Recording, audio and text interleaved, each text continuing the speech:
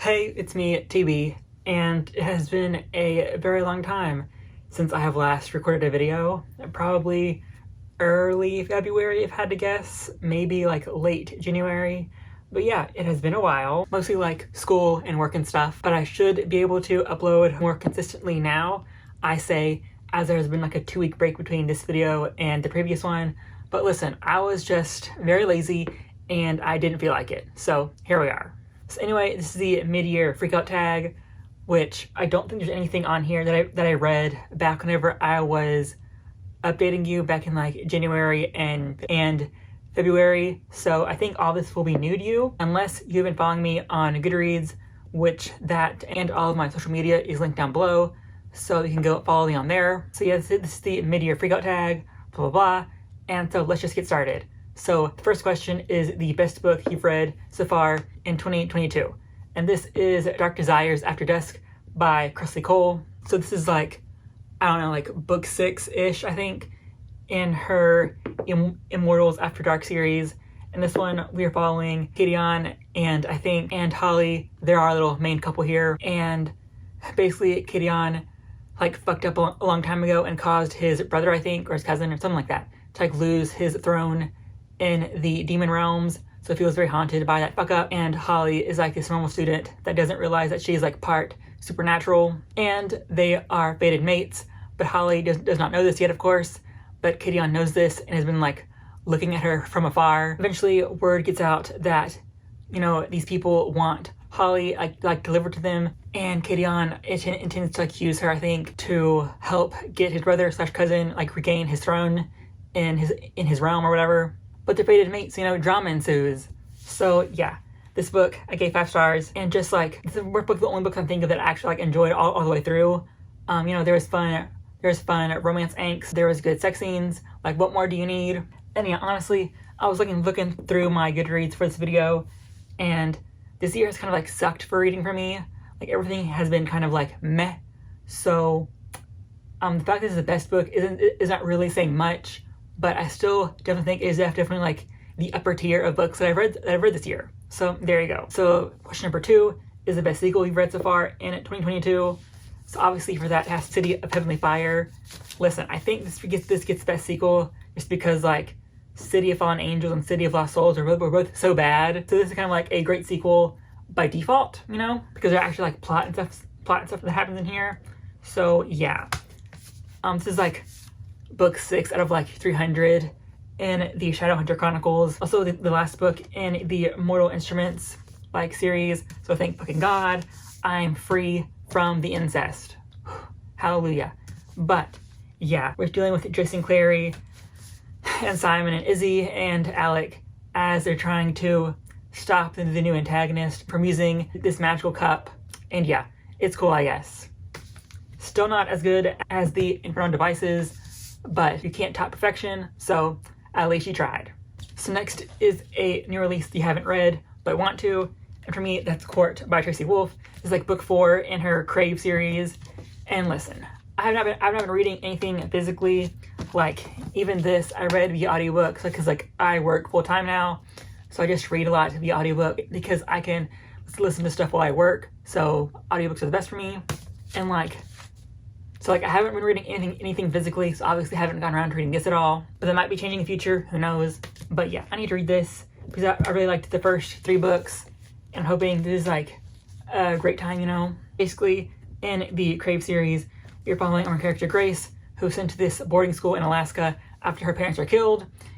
And once there, she realizes that this is a school for paranormal creatures, and she is the lone human there. And of course, romance ensues between her and the like head brooding vampire guy, so you know, good times all around. And the series kind of like blossoms out from there. So question 3 is question 4 now. We are on the most anticipated release for the rest of the year, and for me that is Ruby Fever by Ilona Andrews.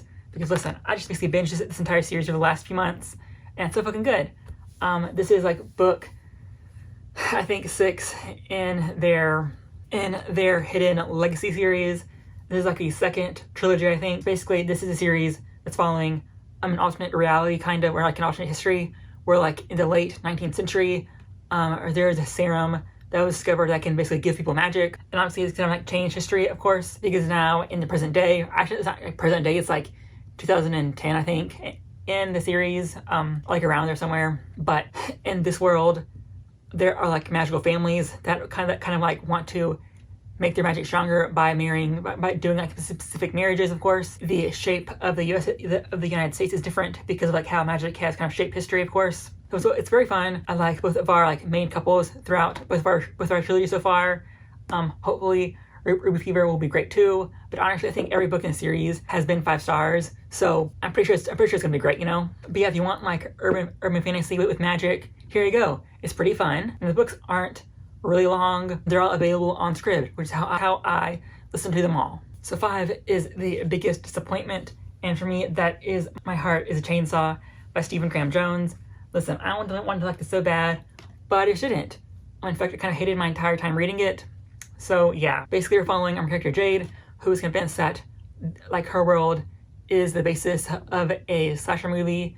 So she's basically telling us how the movie is going to work, all that stuff. It sounds great on paper, but I just did not like the execution of it because Jade is just so unbearable as our main character. And yes, there's a reason for her behaving like this, but I just hate that way of doing it. So yeah, here we are. Definitely the biggest disappointment. Don't know if it's like the worst thing I read this year, but it's definitely the biggest disappointment. So yeah. So next is the biggest surprise, and for me, that is Much Ado About Nothing by William Shakespeare, because usually I hate everything Shakespeare does because he is mediocre and overrated, and we tend to conflate the ideas of being prolific with being good.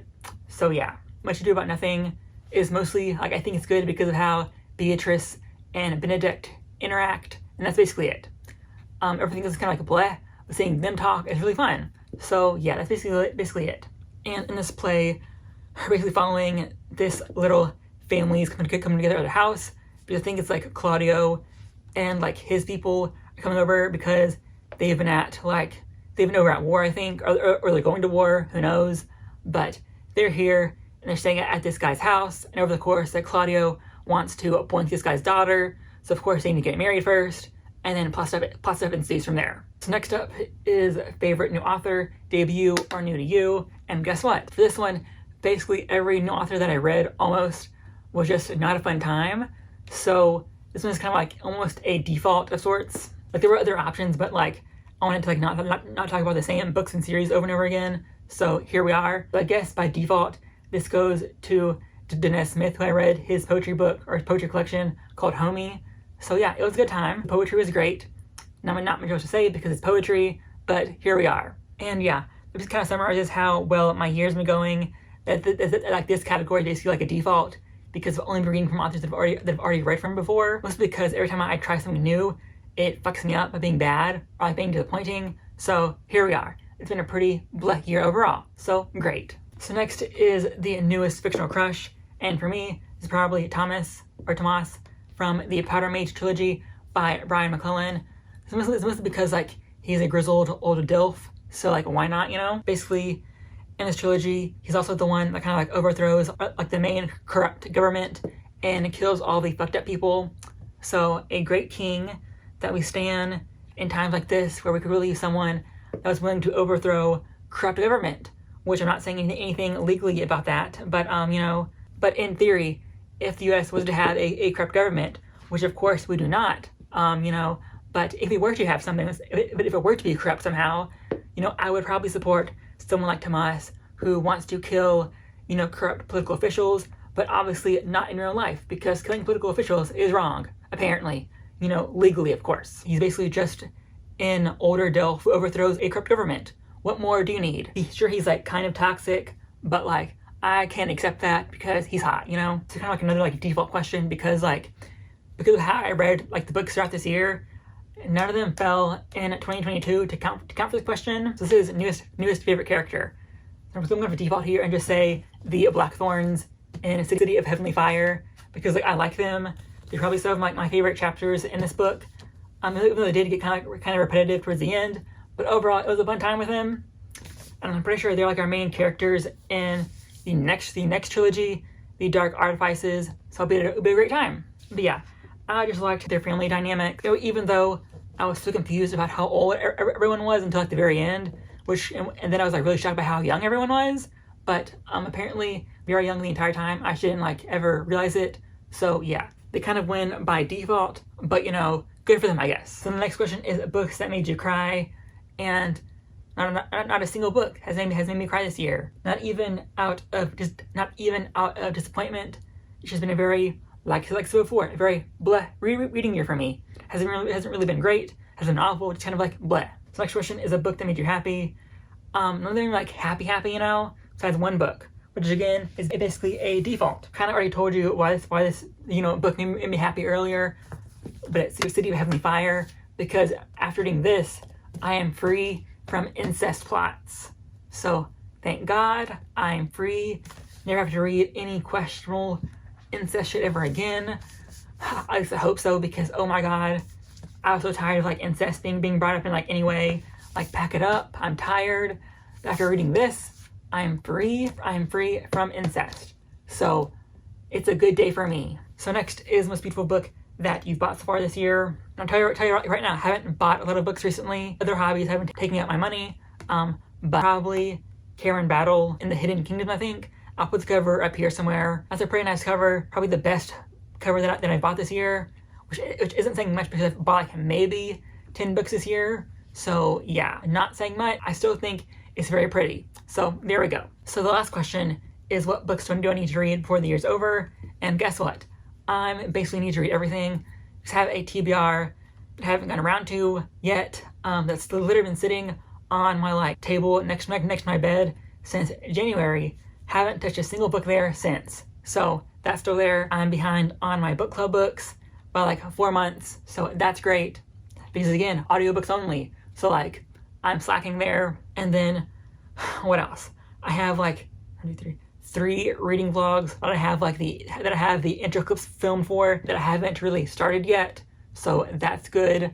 So basically I have a shit ton I need to get to. So that's great. I love that for me. And yeah, if you can't tell already, I was not lying when I said this year has not been the greatest to me. But here we are. Hopefully I'm more consistent in uploading in the future.